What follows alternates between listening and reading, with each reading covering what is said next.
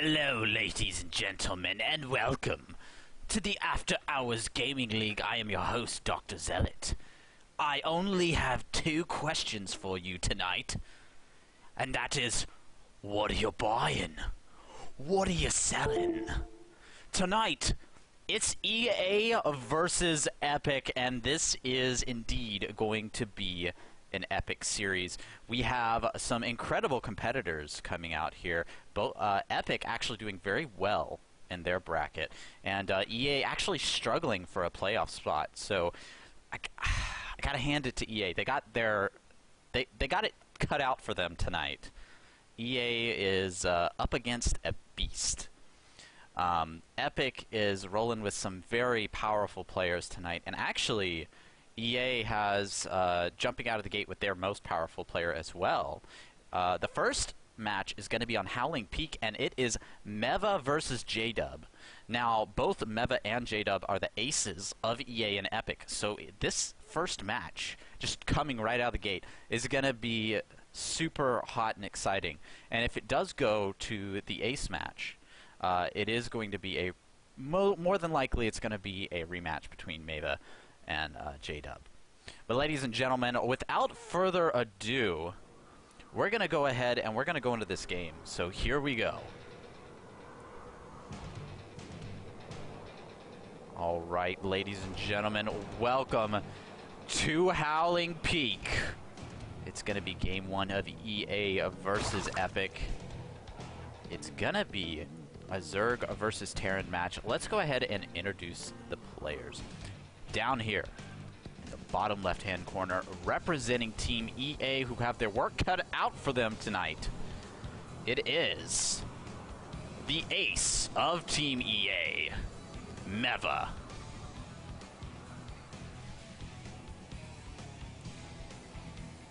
And up here, in the top right-hand corner, representing the powerhouse, doing amazing in their bracket in Division 2 right now, the red Zerg, the ace of Team Epic.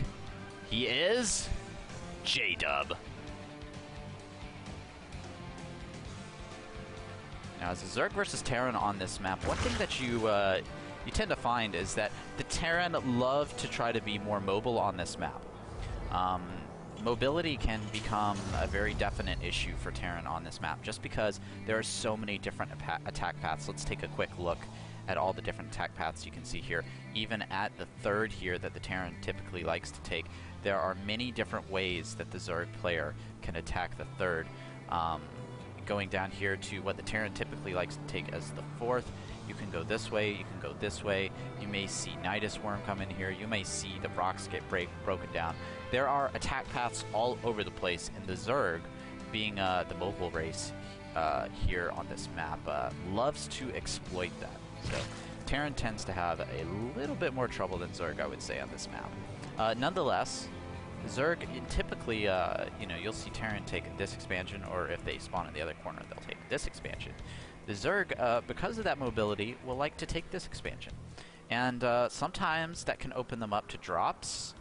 We've seen in the past hellbats be very effective at that third, especially when the Zerg wasn't diligent and did not connect the creep. So this is a little bit of a difficult time to connect the creep between this natural and the third. It's a little bit of a distance. So we've seen Terran players exploit that in the past to quite the effect. Meva so far just going very standard here. Let's go ahead and check the gases. Just one gas so far, so it looks like probably Reactored Hellion, and here we go. We have the factory coming up. I fully expect a reactor to come down, and there it is. Yes, Reactored Hellions.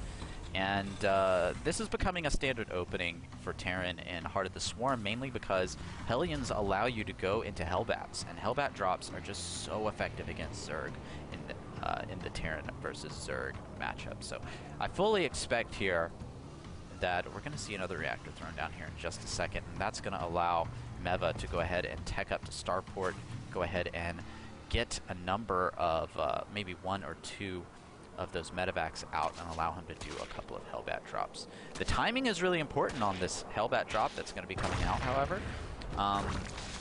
If he doesn't get the Hellbat drop in time, then the Zerg player will have roaches out, he'll have a number of queens out, and he'll be very safe from it. And so this can be a little dicey for both players. So the Zerg has to be able to scout. You can see he has his Overlord already in position. The Zerg has to scout at that particular timing, particularly about the 7-minute and 15-minute mark. That's when you see that armory go down. Maybe 7-minute and 30-second mark if you know your opponent is a little behind. But either way, you got to make sure you scout that armory, or else you might be in some super danger town. Now, the Hellions are coming out of here, and we're going to watch that production tab very closely, because as soon as we see that armory come down, we know that the Hellbats are on the way. We do have the Roach Warren already in production. We can see that our Zerg player, he ain't taking no chances. He knows Hellions are already on the map, so he's going ahead and responding. He doesn't want to get caught off guard by any Hellbats. And oh, very nice defense here by J-Dub. Spinecrawler at the front. Let's take a look. Does he have any other Spinecrawlers in production? No, he only needs the one. Actually, he does have another one, and that is smart. That is what I would expect out of a very smart player like J-Dub. Now, Meva going ahead and rallying his Hellions over here at the third.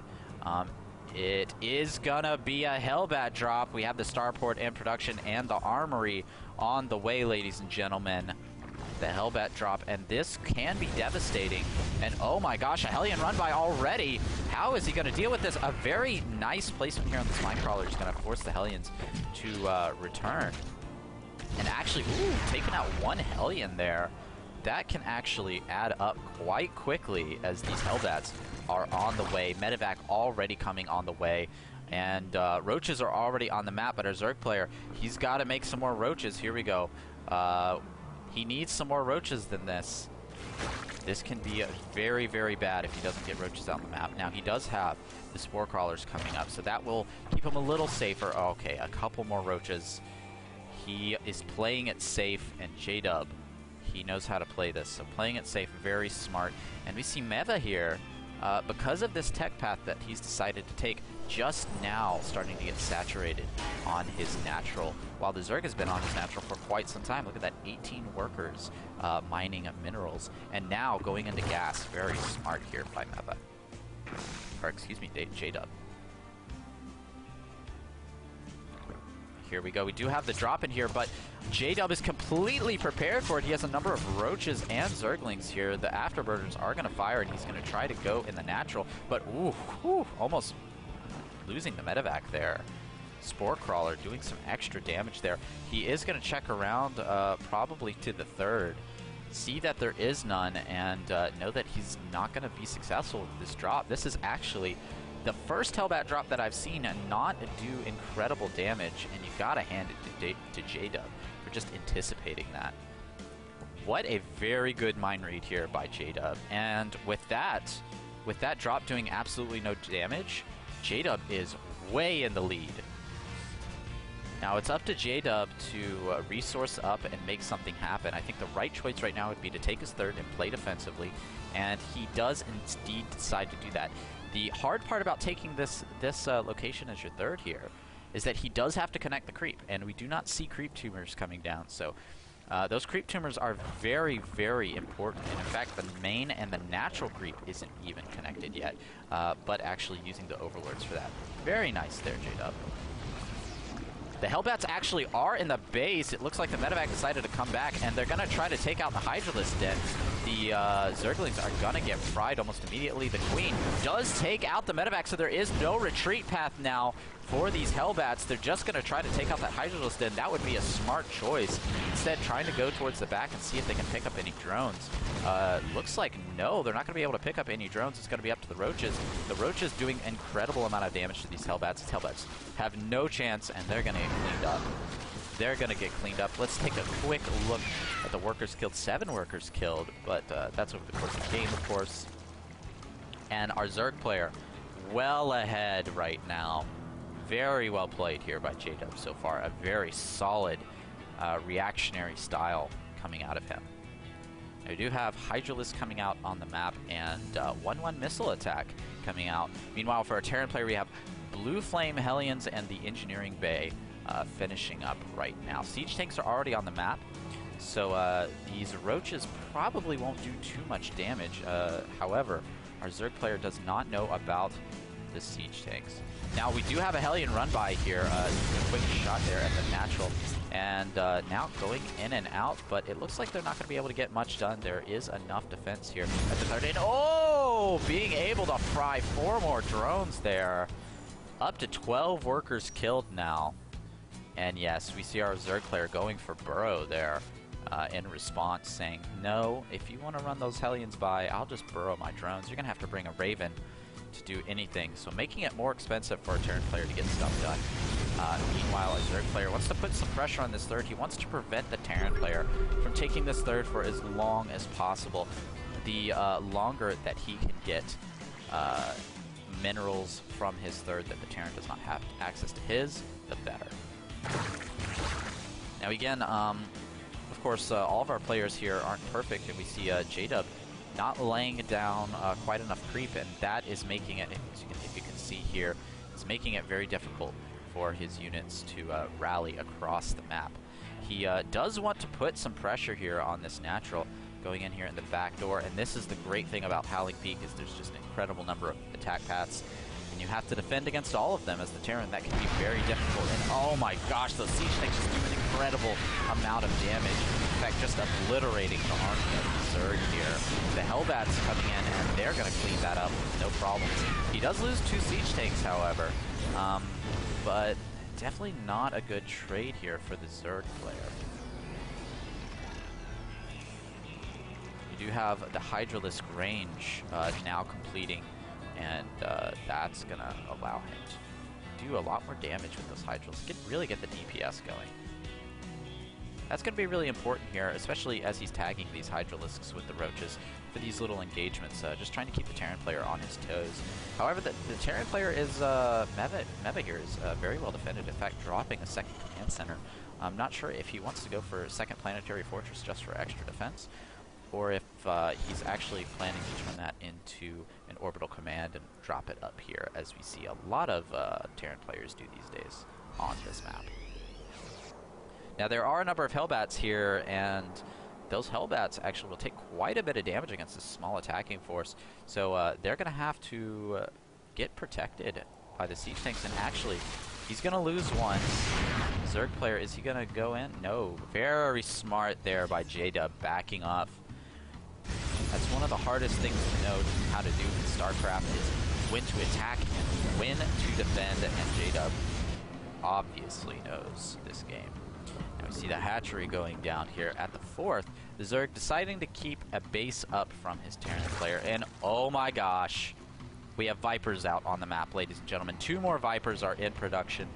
Vipers can do quite a load of damage here to the Terran player. In fact, the Terran, oh, getting in a bad position. He's going to lose 4 Hellions for free. Of course, the Vipers, they have this ability called Abduct. They can pull units towards them, and a Blinding Cloud that can reduce attack range and ground unit structures. These Vipers are going to come quite in handy for assaulting this third here, particularly for pulling these siege tanks forward so they don't do as much damage. And also, if there are any Marines in this force, or any long-range units, you can throw down that Blinding Cloud, which is actually rather expensive. But either way, the Terran has scans. He knows exactly what's going on, and it looks like it's going to be a battle of the fates here in the middle very shortly. The Terran is already sieged up. The Zerg player cannot attack into this unless the Vipers go on them, and the Blinding Cloud does go down. That's going to prevent the siege tanks from attacking, and that is actually an incredible engagement for the Zerg. Very well played there. Excellent use of the Viper. J-Dub showing us the power of the Viper there. Gotta spread those siege tanks out. Leapfrogging those siege tanks is just so important. In fact, the Zerg player now, he wants this third dead. He does not quite have the DPS to take the third down, but nonetheless, he does smell that the 4th is here. He does know that it's here. He's going to go ahead and take it down. And that command center is not going to live. Meva coming in here with the blue flame Hellions and actually just losing them for free. The Zerg picking up a number of good trades here. Taking a quick look at the resources. The Zerg is doing quite a better job of managing his resources. He has almost max supply. Meanwhile, our Terran player is only 136 out of his 193 supply. And he's banking a lot of minerals that he really shouldn't be spending. And that's the hard thing about playing mech, is that you have all these gas-intensive units.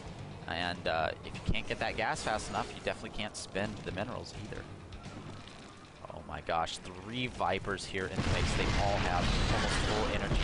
They're going to go in here, and here we go. The blinding cloud drops down. That's going to prevent these siege tanks from attacking. And actually, the Vikings coming in here and driving them off, but it's not going to be enough. The attack from J-Dub is just too great, and he's doing an incredible amount of damage. He might be able to get in here and actually prevent the natural from mining. Let's see what he can do. In fact, taking a number of SCVs down, just doing a ton of damage right now. Our Zerg player is just in boss mode. J-Dub. Now this is going to get cleaned up by our Terran player. He has a number of siege tanks on the way back. But look at that, 36 SCVs killed. That's just an incredible loss. That is incredibly difficult to come back for, especially if he loses these refineries. That's going to stop his gas production for quite some time. And yes, he is going to lose them. And that's command center, actually, he's going to lose as well. Wow, these Hydralisks are just doing an incredible amount of damage. Meanwhile, our Zerg player has actually taken a 5th base, and now he's attacking at the front again. Actually, this could break the back of the beast right here. J-Dub showing how strong that Epic is in this fight. Oh, pulling all of the Vikings forward so that the Hydralisks can destroy them very quickly. Is this going to break the back of Meva? No, it's not. That planetary fortress will hold. But the resources are running out. It is 84 supply to 179, and our Zerg player is just getting further and further ahead in this game. Meva is going to have to pull out a miracle to stay in this right now. But going ahead and transferring the SCVs, seeing what he can get done at this 3rd of his. Going ahead and re-expanding to the natural, but that might not work out. J-Dub is coming in from attack and coming in with an attack from the other side. Some nice harassment here from Meva, but it might not be enough. And yes, here come the Hydralisks. They're going to clean that up. The Roaches and the Hydralisks are going to come in here, and yet another command center is going to fall. It's only minerals, of course, but these SCVs are also going to fall, and that is very expensive. 54 workers killed. Meva says GG. All right, ladies and gentlemen, that was a really exciting game 1 that we saw between both ace players on EA and Epic. Of course, the first match going to Epic, J-Dub bringing in 1 point for his team. Now, we're going to go into game 2 in a second, but before then, we're going to take a short break. We'll be right back.